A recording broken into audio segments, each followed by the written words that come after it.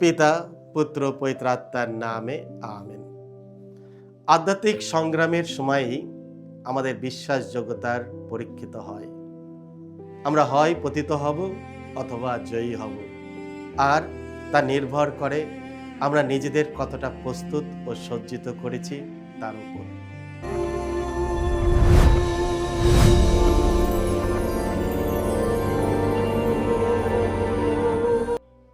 খ্রিস্টে আমার পরম প্রিয়জনেরা, আজ জুন মাসের 25 তারিখ, সাধারণকালে দ্বাদশ সপ্তাহ, বৃহস্পতিবার। আর আজকের ডেলি মান্না ঈশ্বরের বাণী প্রতিদিন নেওয়া হয়েছে সাধুমতি রচিত মঙ্গল সমাচার থেকে 7 অধ্যায় 21 থেকে 29 পদ। এসো আমরা ভক্তিভাবে আজকের এই বাণীটি শুনি। যিশু একদিন তার শিষ্যদের বললেন, যারা আমাকে প্রভু প্রভু বলে ডাকে তারা সকলেই যে স্বর্গরাজ্যে প্রবেশ করবে তা নয়, বরং স্বর্গে বিরাজমান আমার পিতার ইচ্ছা যে পালন করে সেই সেখানে প্রবেশ করতে পারবে। মহাবিচারের সেই দিনটি এলে অনেকেই আমাকে বলবে, প্রভু প্রভু, আমরা কি আপনার নামে প্রবক্তা কাজ করিনি? আপনার নামে কি অপদূত তাড়াইনি? আপনার নামেই কি অনেক অলৌকিক কাজ সম্পূর্ণ করিনি? সেদিন কিন্তু আমি তাদের স্পষ্টই বলবো, না, কোনো কালেই তোমাদের আমি আপন লোক বলে তো মনে করিনি। যত অপকর্মার দল, আমার সামনে থেকে দূর হয়ে যাও তোমরা। তাই যে কেউ আমার এই সব কথা শোনে ও মেনে চলে, সে তেমন এক বুদ্ধিমান লোকেরই মতো যে নিজের বাড়ি গড়ে তুলেছে পাথরের ভিতের ওপর। হঠাৎ বৃষ্টি নামলো, বন্যা এলো, ঝোড়ো হাওয়া বইল, ঝাঁপিয়ে পড়ল বাড়িটার ওপর, কিন্তু বাড়িটা তবু ভেঙে পড়ল না, কারণ পাথরের ওপর গাঁথা ছিল তার ভিত। এদিকে যে কেউ আমার এই সব কথা শুনেও তা মেনে চলে না, সে কিন্তু তেমন এক নির্বোধ লোকেরই মতো যে নিজের বাড়ি গড়ে তুলেছে বালির ওপর। হঠাৎ বৃষ্টি নামলো, বন্যা এলো, জোড়ো হাওয়া বইল এবং সজোরে বাড়িটার গায়ে ঝাপটা মারতে লাগলো, আর বাড়িটাও ভেঙে পড়ল। উফ, কি সাংঘাতিক সেই ভেঙে পড়া! সেদিন এখানেই যিশু এই সব বিষয়ে তার বক্তব্য শেষ করলেন। সেই জায়গায় ভিড় করার লোকেরা তার এমন ধর্মশিক্ষায় বিস্মিত মুগ্ধ হয়ে গেল। তিনি তো শাস্ত্রীদের মতো উপদেশ দিতেন না, দিতেন অধিকার প্রাপ্ত মানুষেরই মতো। এই হলো প্রভু যিশুর মঙ্গল সমাচার। প্রভু যিশু তোমার মহিমা প্রচারিত হোক। শক্তিশালী ভিত, স্ট্রং ফাউন্ডেশন। খ্রিস্ট আমার পরম প্রিয়জনেরা, দুটি বাড়ি নির্মাণকারীর উপমায় যিশু বললেন, যে বাড়ি পাথরের ওপর নির্মিত তা ঝড় ঝঞ্ঝাট মধ্যেও টিকে থাকে, কিন্তু যে বাড়ি বালির ওপর নির্মিত তা ধ্বংস হয়ে যায়। যে কোনো বাড়ির ভিত অদৃশ্য। ভিত আমরা দেখতে পাই না। যখন ঘর বা বিল্ডিং শেষ হয়, কিন্তু সেই ভিত অত্যন্ত গুরুত্বপূর্ণ।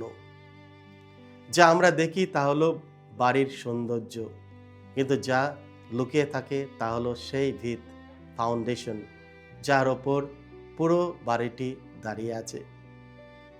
আমরা যত উঁচু বাড়ি তৈরি করতে চাই, তত গভীর ও শক্তিশালী ভিত বা ফাউন্ডেশন আমাদের প্রয়োজন। শক্ত ভিত ছাড়া একটি বাড়ি একদিন না একদিন ভেঙে পড়বেই, কারণ ভিতই বাড়ির সমস্ত ভার বহন করে।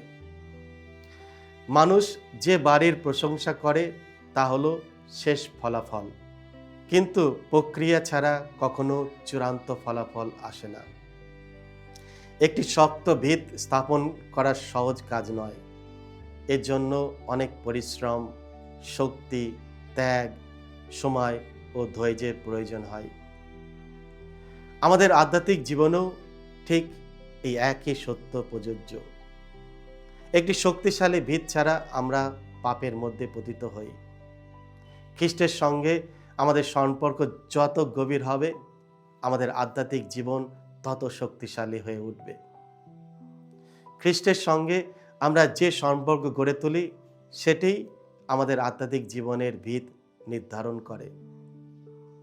বিভিন্ন স্যাক্রামেন্টস এবং আধ্যাত্মিক অনুশীলনগুলিই হলো সেই মাধ্যম যার দ্বারা আমরা আমাদের আধ্যাত্মিক জীবনের ভিত স্থাপন করি।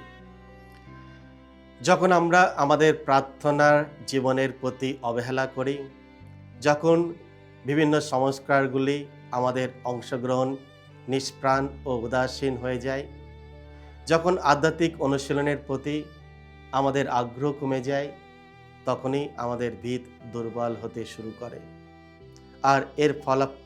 আর এর ফলস্বরূপ আমরা শয়তানের প্রলোভন ও পাপের কাছে পরাজিত হওয়ার ঝুঁকিতে পড়ি। এর অর্থ এই নয় যে ব্যক্তি প্রার্থনা করে এবং নিয়মিত আধ্যাত্মিক অনুশীলন করে তার জীবনে কোনো প্রলোভন আসবে না। না, আমরা সকলেই প্রলোভনের সম্মুখীন হই। আমরা যেই হই না কেন, আমাদের অবস্থান যাই হোক না কেন।